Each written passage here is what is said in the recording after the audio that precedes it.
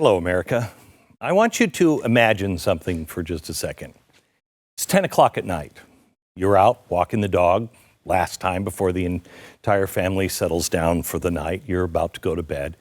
The dog stops, to do his thing, and you glance up just in time to see a very distinct flash of light way up in the night sky. The heck was that?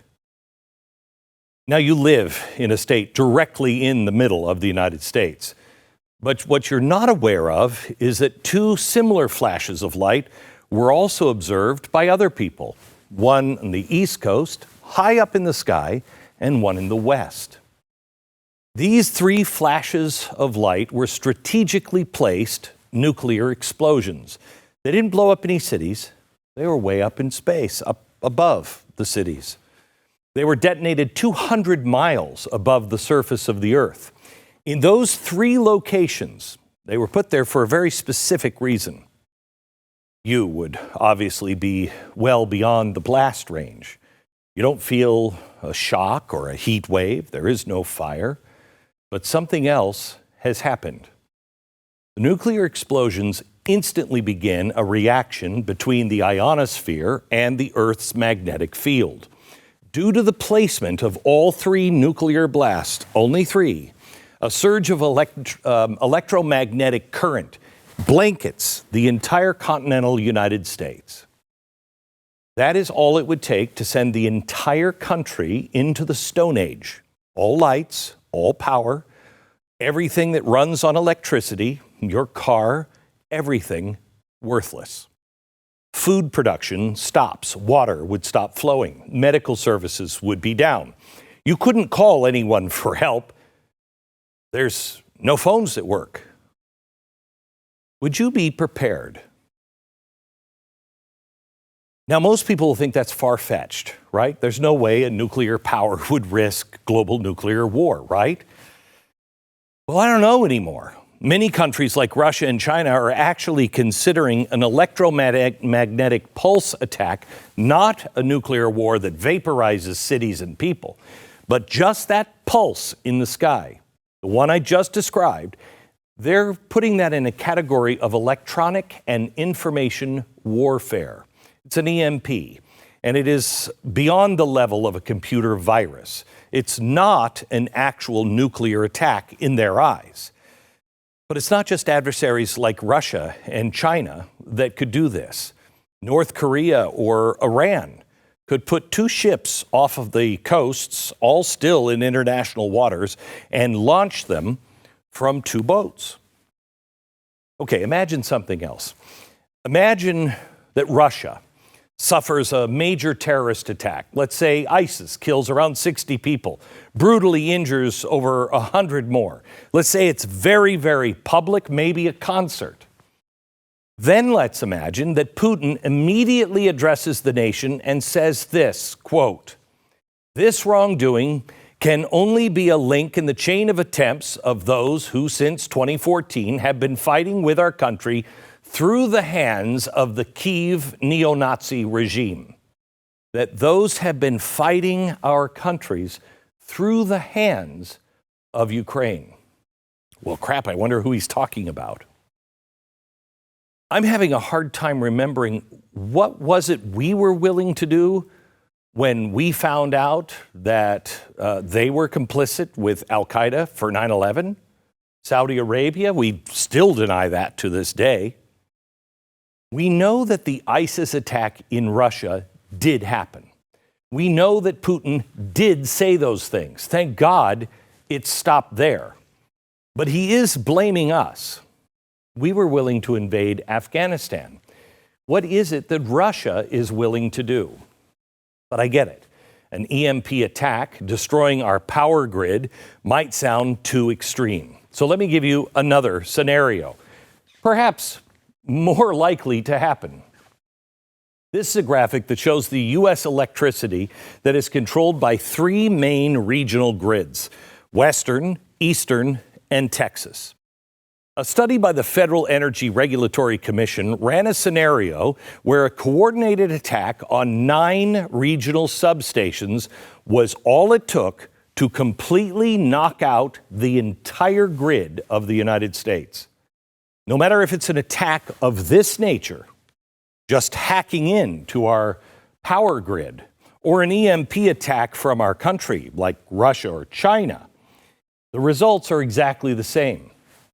From that same study, quote, the entire United States grid would be down for at least 18 months, probably longer, a year or two, without having trucks to deliver things. No water, no medical services, no communications, nothing. How many survive an attack like that? We know that China and Russia are already hacking into our power grid. They are telling us now they can do this. The United States has an EMP task force, and it estimates that 70 to 90% of the U.S. population would die within the first year. That's the government's estimate. And when you think about it, it actually makes sense. How are you going to get your food? Most people don't even know how food is grown, or that it is grown, or that it comes from an animal or a farm. How many of us have any kind of farming knowledge whatsoever? How many of us in the cities could find and use clean water? How many of us are on heart medication or some sort of medication that is extending our lives? High blood pressure medication. 30 days, you might have a supply for 30 days, but after that, what happens? That's 297.9 million people just in America dead in 12 months. Now, let me ask you again, how prepared are you? I think we're in the most dangerous time our country has been in my lifetime. These are hypothetical situations, and I'm not meaning to scare you, but perhaps wake some of your neighbors up, because they are very real. This is going to be kind of a freaky show today, but it's also a hopeful show. No one is laughing at the prepper movement anymore. The mainstream media used to laugh at preppers, kind of weird white right-wing crazies, right? But there was a story that just came out, I think, last week from NBC News. It was an article on how the prepper culture is now diversifying. All races, thank goodness we know all sexual orientations. They observed white, black, brown, gay, hippie, and every other group they try to sectionalize us apart in. Everyone is getting prepared because there's something inside of us that is warning all of us something bad is coming. NBC observed that millions of Americans, and I quote, no longer feel they can always count on the government or private industry to provide the basics like electricity, water, and food, end quote. Yep. But as I'll show you later in the show, it is shocking just how unprepared our government is. It's actually dereliction of duty. I'm going to show you the actual government exercises and evaluations where they fully admit, yeah, we kind of suck at this. Nothing's being done, so people better be prepared on their own. That's a paraphrase, but it's damn close to a quote. It's bad. But I think it goes much deeper than that. Has anybody noticed the priorities of every major Western government right now? It's not preparation. It's not food. It's not water. It's not energy or preparing a power grid or security for their people. They're too busy playing woke, DEI, Great Reset games. And as NBC observed, all races, creeds, and political affiliations are beginning to take notice. As of last week, farmer protests continued in Europe.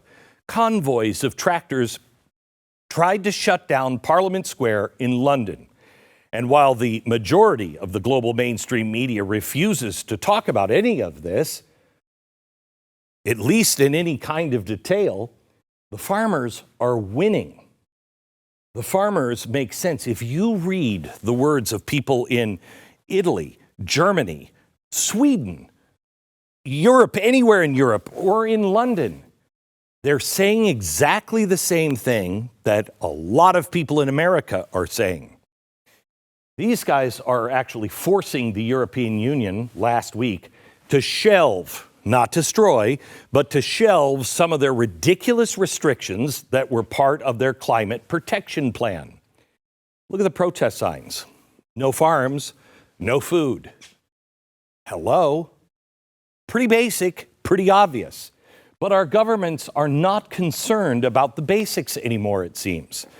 And all backgrounds of people are beginning to notice this. Is the government or governments all around the world concerned about what might happen if they screw with the food supply? If they do, then why are they doing it? Why are they ignoring hundreds of years of examples, case studies, where this kinds of action caused millions to die in only one country at a time? Is the government concerned about what might happen if they meddle with the water supply? Let me show you something that came out a year ago. The Biden administration tried to seize control of more bodies of water, including the puddles in your driveway. They were utilizing the Clean Water Act. They took it to the Supreme Court to overrule Joe Biden, thank goodness. But when has that ever stopped the federal government under Biden? Biden continues to forgive student loans to this day against the Supreme Court. This government doesn't care about the basic needs for sustaining life. They are making it hard to produce clean energy, driving up the cost of heating and cooling in our homes. And all of this is happening while it is estimated that our energy grid already today needs $7 trillion in upgrades. What are they doing? They're not upgrading the power grid. Instead, they're trying to sell you electric cars, which will put more demands on the already antiquated power grid. Everyone is starting to notice that not only does government not care, it seems that there is a full-on assault on the basic needs of life. So, are we still Americans? Because I honestly don't know. The America I grew up in, where my grandfather and grandmother lived through the Great Depression, they wouldn't have waited for the government to come and save us. They would have thought that was insane. They prepared. My grandmother canned. Nobody would wait for the government. If you haven't stopped preparing, if you haven't started yet, it's probably going to seem overwhelming. But I'm going to show you exactly how later in the show. And your preparation, don't get overwhelmed. It needs to begin now. And it can start in small steps. Because the government is all but laughing in our faces about how little they care about the possibility of a disaster. If you think that's hyperbole, I will show it to you in their own words next.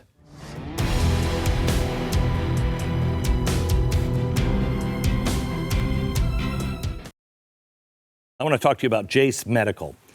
I was up on the ranch and I'm working with Jace on a project that I will tell you about once we get it underway. But I think it's something all communities should pay attention to. Jace Medical is a company they found, I don't know, about 3 years ago. And they are providing the medicine that you might need. So you can have a year's worth of heart medicine, blood pressure medicine. My daughters need anti-seizure medication. If I can't get it for a year, what happens? Now, they start with a personalized emergency kit that contains 5 essential antibiotics that treat the most common and deadly bacterial infections. Jace is continually working to expand their medication offerings. They've added ivermectin, in case you have a horse that comes down with a cold, I guess. They've added that to the Jace case. You can buy a gift card for your family or loved ones so they can get a Jace case of their own and personalize it to their needs. Please be prepared to care for yourself and your loved ones today. To get yours, go to jacemedical.com, enter the promo code Beck at checkout for a discount on your order. That's promo code Beck at jasemedical.com. As I mentioned earlier, people are beginning to wake up. They're worried. And instead of worrying, we should prepare. And we should cross all aisles and all differences that we have. And we should be doing this as communities because we're going to need to count on each other. The government's priorities right now clearly are not the basics. And both the government and the U.S., us, are severely underprepared. I want you to look at Hurricane Sandy. Do you remember this in 2012?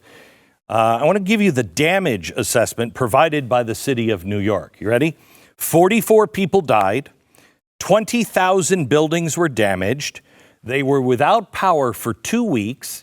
800,000 people lost all power overall, 2 million people without telecommunications, $900 million in transportation infrastructure. It was catastrophic, okay?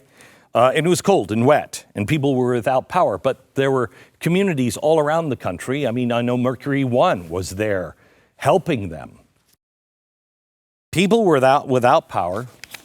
They needed to access facilities for food, medical facilities, water, supplies, all of it. Transportation was wrecked.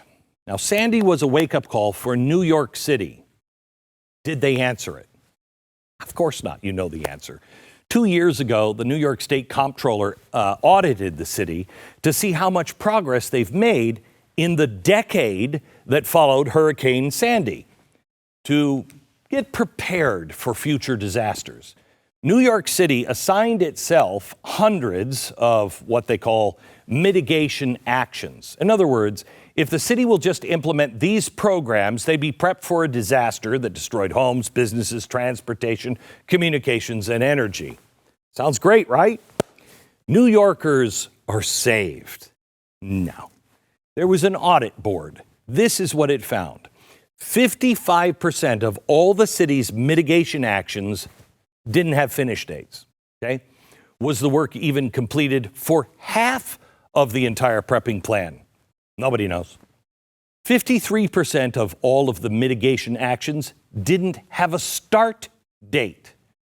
Had over half of the plan even begun yet? Nobody knew. Keep in mind, this is 10 years after one of the worst natural disasters to hit the city of New York. A decade. And they don't even know if the majority of the plan was completed or even began. Does that sound like a government that you trust to take care of you, your welfare, and your family if something happens? Do you think your town is any more prepared? Do they really care whether you have access to food, water, and energy? Well, yeah, in theory, but in action, no, not at all. At least in New York City. But this is a systemic problem. This is not a localized problem. Let me show you an after-action report, okay? Cascadia, Rising Exercise After-Action Report. This is from a catastrophic disaster scenario that was conducted in 2016.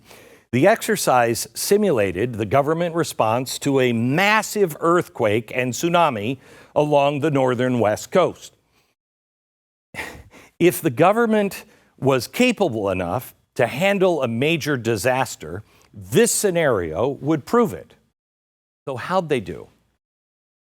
Well, let's just say a massive fail.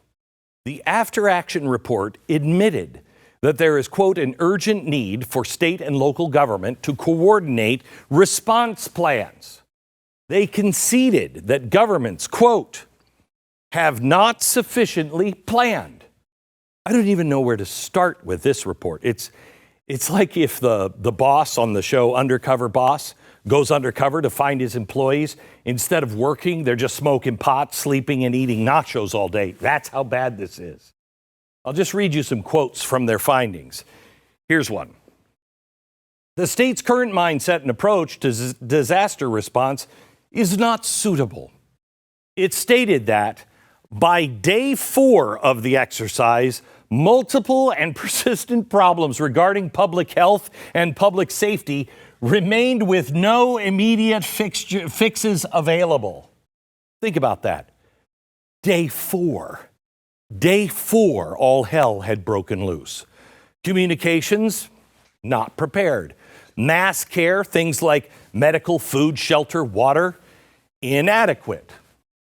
They said that the planned solution to get the transportation system back up and running had no direction. The government was tested. The government failed. And this disaster only focused on the relief efforts in one area. Imagine what it would be like if something happened that affected the entire country. What if the entire power grid went down? What if it didn't come back for an entire year? I know the global warming people would love it because lots of humans would be dead. Check this out from the executive summary of their report. Their top overarching conclusion: there is an urgent need for residents to prepare. Have you heard that from your government? Has your state or federal government said, hey, there's an urgent need because we're not ready? You should be prepared. When it comes to reacting when disaster strikes, we are our best hope.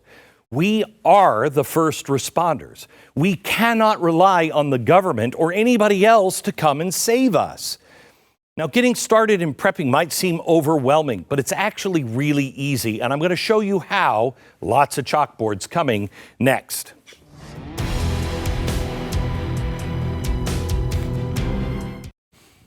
Sadly, our economy has become dominated by businesses that cater to the woke mob. These days, if your mobile service is through one of the big guys, chances are pretty good that some of your money is going into things that you don't believe in and that you don't want.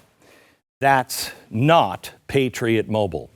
For the past 10 years, they've offered nationwide coverage with access to all three of the major networks, equipping you with exactly the same coverage you've always had, but without sending your money to leftist causes. If you like free speech, religious freedom, life, the Second Amendment, then you need to switch to Patriot Mobile. You're sending a message loud and clear that you support these things, not the woke causes like Planned Parenthood. Their 100% U.S.-based customer service team is going to help make switching incredibly easy for you. Whether you keep your number, you keep your phone, or you upgrade one or both, Patriot Mobile is going to get you the plan that you need at the rate that you need. Just go to patriotmobile.com/Beck or call 972-PATRIOT. Get free activation when you use the offer code Beck. Join me now and make the switch today. patriotmobile.com/Beck or 972-PATRIOT. All right, getting prepared for a minor emergency sounds complicated enough as it is, but preparing for a disaster, a major, either global or continental disaster, is absolutely downright overwhelming. Most people quit before they even begin, but it's actually really easy and inexpensive. You just have to take it one bite at a time. Approach getting ready for something gradually and in stages. Don't jump directly into the deep end with, we got to have a doomsday bunker. Don't start with what the government is now ignoring, the basics, okay? This is Maslow's hierarchy. This is what we need to have a society and live. And you begin at the very bottom of the sections of the pyramid: food, water, shelter, health, finances. This is where it all begins. Eventually, you could go into depth, the more you farther up on the pyramid. But these two are essential. Let me just say, we found a website while preparing this show for you. It's called theblaze.com. They're not a client or a sponsor of this program, so I have nothing to gain from that. But like all of our sponsors, I really believe what they're doing is great. We have links to their pages up at glennbeck.com, and you can click directly on the items that we're going to talk about here, and you can even buy them directly to continue your prepping plan if you want. Again, I'm not making any money on this. It's a separate website. It is the easiest way not only to get started, but to make sure you stay on your plan and move forward with it. So let me go back to the bottom of Maslow's hierarchy. Preppers have their own kind of language for this. They call it the rule of threes. You can survive without air for 3 minutes. Don't get into a coffin. You can last 3 hours with shelter, without shelter in very bad conditions. You can go 3 days without water, 3 weeks without food. Maybe some of us could go a little longer. You lock these 3 down, and you're 90% of the way there. This is what we're going to concentrate on. I also want to say, all studies show and think about what happened in New Orleans just a few years back. You have 72 hours to get to safety. After 3 days, bad guys start to appear because they realize nobody's coming to help. All right, so let's concentrate on the threes here. These are the 6 basic steps to start prepping. Okay, the first one is build a solid personal finance and health foundation. I'm not doing that one. I need to.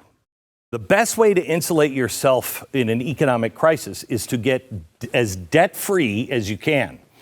We also need to get into the financial position where we can dedicate a few extra dollars every month to advance our prep plan. Don't overspend or go crazy. Don't do it.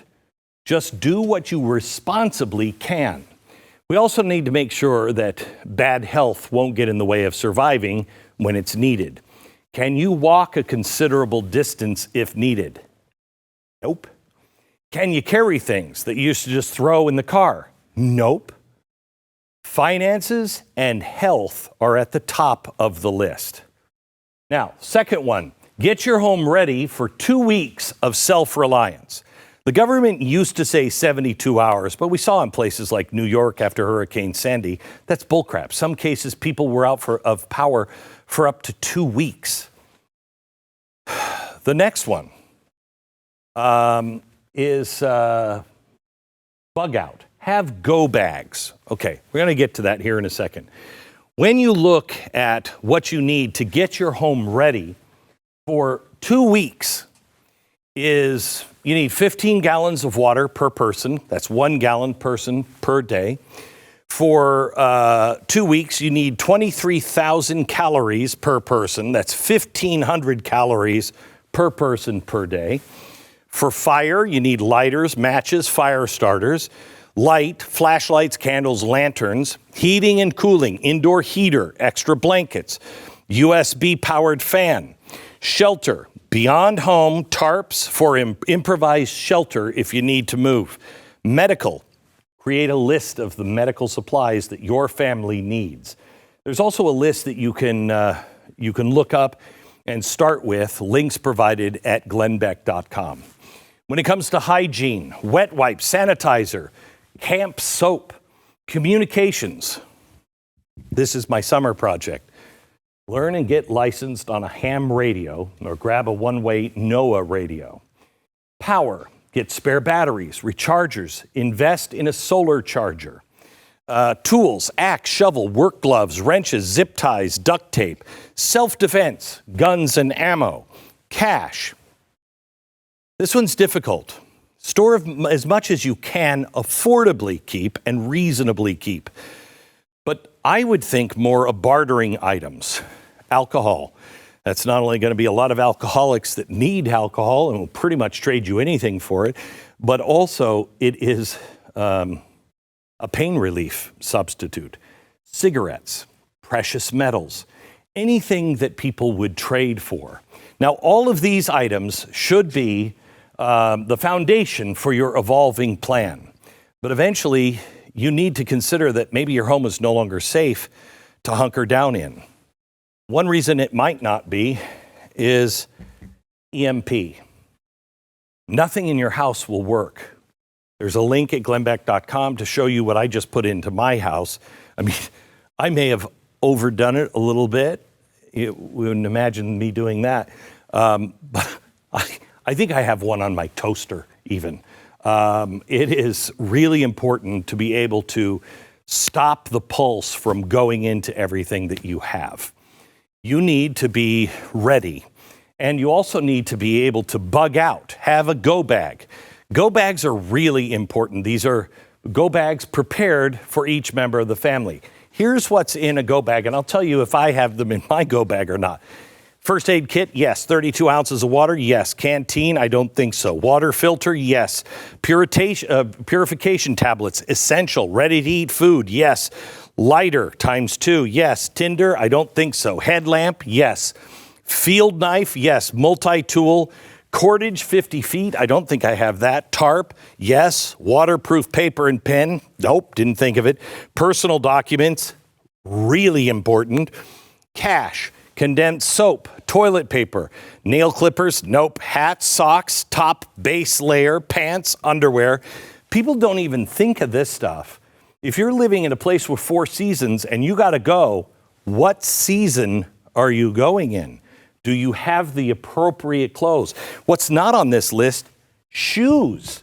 Really comfortable, durable, like hiking shoes for every member of the family. Jacket. Bandana, of course I have one of those. 1 or 2-way radio, USB charging cable, battery pack, I don't have that. Respirator, I don't have that. Trash bags ×2, and storage bags. Here's the most important.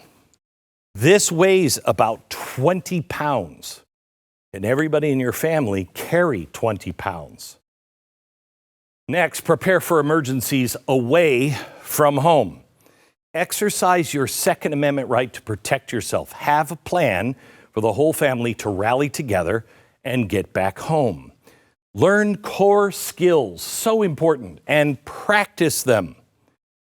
Core skills with just the gear. 6 is share what you've learned. Build a base of like-minded friends and family. I personally think none of this is even good. There are between 20 and 30 million people now that are part of this community, and a lot of them are way ahead. You want to be a part of this community, and every single community should be coming together. Remember, that's 10% of the country that will be prepared. Going to be a lot of people that need help. This is how you begin, but it doesn't mean everything has to come together all at once. Start small. Gradually check things off the list.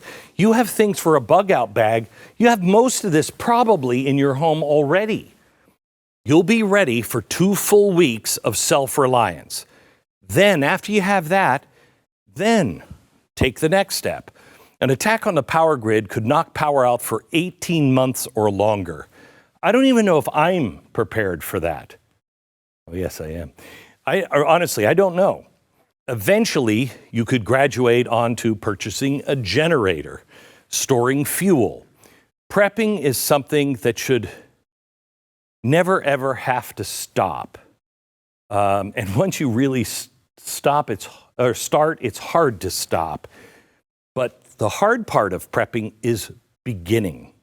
As I mentioned earlier, being somebody who is prepared used to be something people made fun of, but now it's mainstream. Everyone is sensing in their government, the government's not taking basic needs. You feel it in your gut. They're actually going the opposite direction. They've shown us time and time again we cannot rely on them, and I'm telling you we should not anyway. This is up to us. We just have to get started. Back in a minute.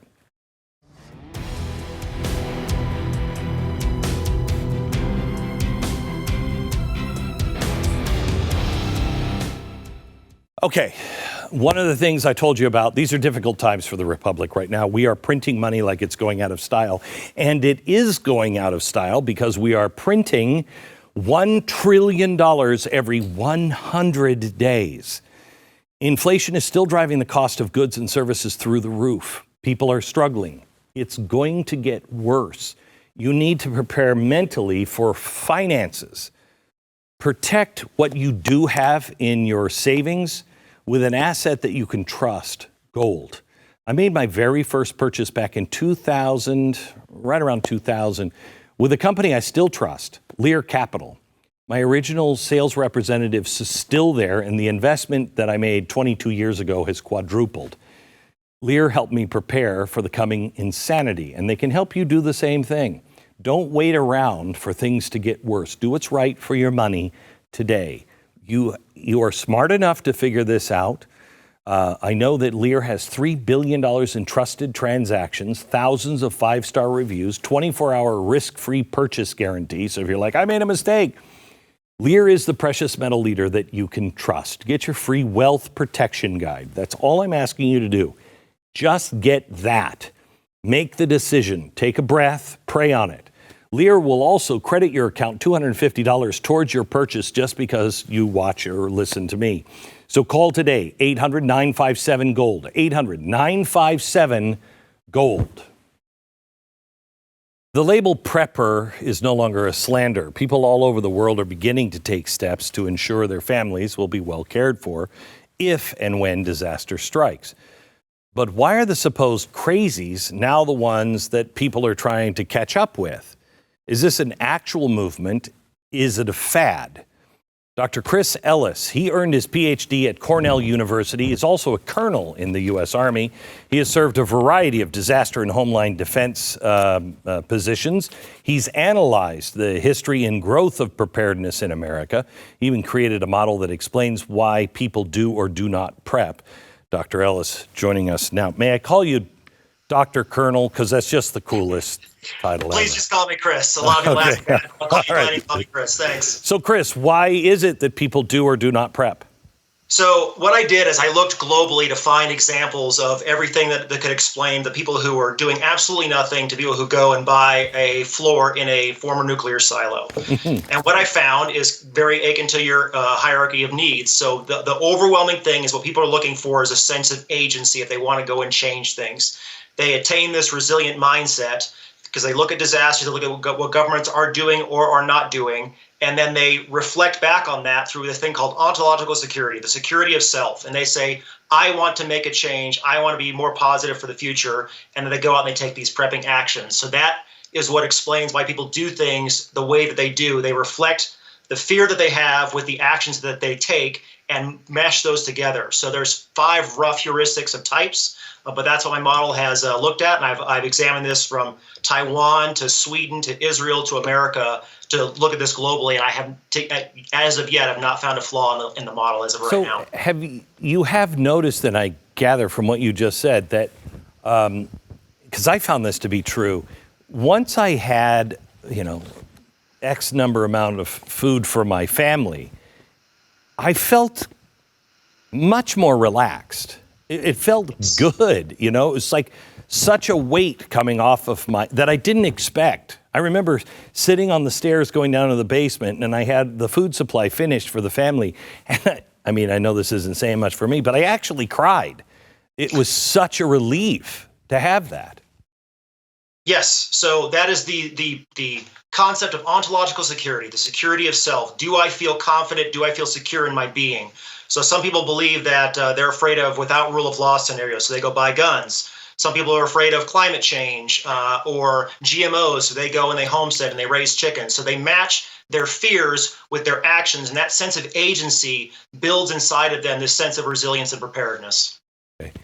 So is this prepping movement, and NBC says is starting to go mainstream. I think 10% is not mainstream, but it is good that people from all walks of life are doing it.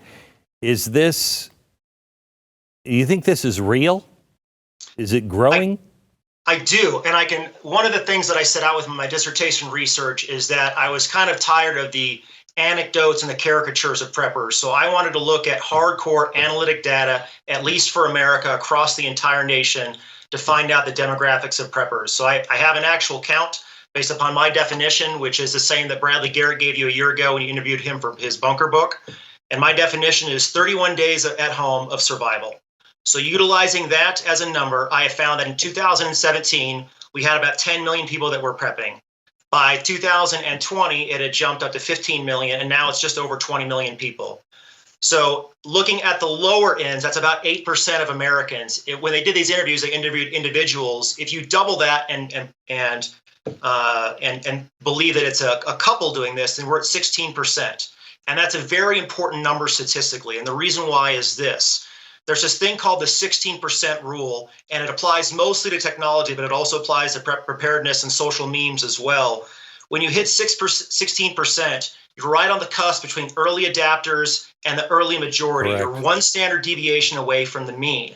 And so right now we've kind of hit this plateau, and I'm waiting to see which direction it breaks, up or down.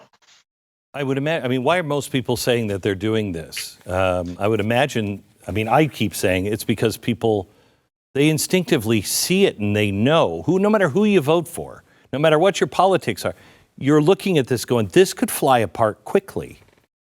So from 2010 to roughly 2019, the three top things that people cited were number one for why they prepared. Number one, 9/11. Number two, Hurricane Katrina. And number three, the 2007 and 2008 financial collapse. And that was their motivation to kind of move forward. Those are the most cited things. We're seeing a bit different now, 2020, 21, 22, and 23. What we're seeing is COVID was cited, the pandemic. We're seeing the war in Ukraine with Russia. We are seeing inflation. We're seeing immigration pop up. And then also just a bit of the political divide that we have in this country between left versus right and the fracturing of society as the more mainstream things of why people are citing why they've got into preparedness. It has kind of broken out of the small enclaves, but that's the reasons that I'm seeing right now for citation. It's really interesting because you didn't mention the dollar, the spending, what we're doing with inflation and I mean, to me, that's one of the more concerning things. If nothing doesn't change towards the positive, we're at that place that I've heard presidents talk about and warn against since I was a little kid, where just the interest alone will surpass our budget of the Pentagon and Social Security. That's not something you can sustain as a country. Well, for inflation is very, difficult. Fiscal realities are difficult. I wait about a year for my data because it comes out in 23 for their survey. And so there's a time delay in what I have. So inflation will more than likely appear in the next set of data in the 2024 survey from FEMA. Is this something that is happening all over the world? Because I'm watching, it seems to me that every country is being played left versus right. We're being played Republicans, Democrats, Democrats, Republicans. And that's really not what I think it is. I think that's a game on a stage show. We're actually talking about the elites all over the world in the Western world versus the regular people. Because I listen to the people on the streets. I don't care if they're in Germany or Spain or London. They're all pretty much saying the same thing. This is not sustainable. This is crushing the average person.